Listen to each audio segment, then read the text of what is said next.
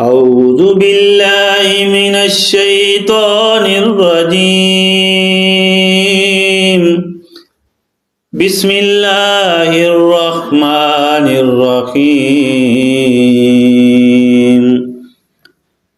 يا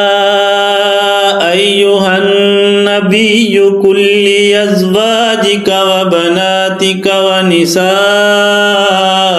المؤمنين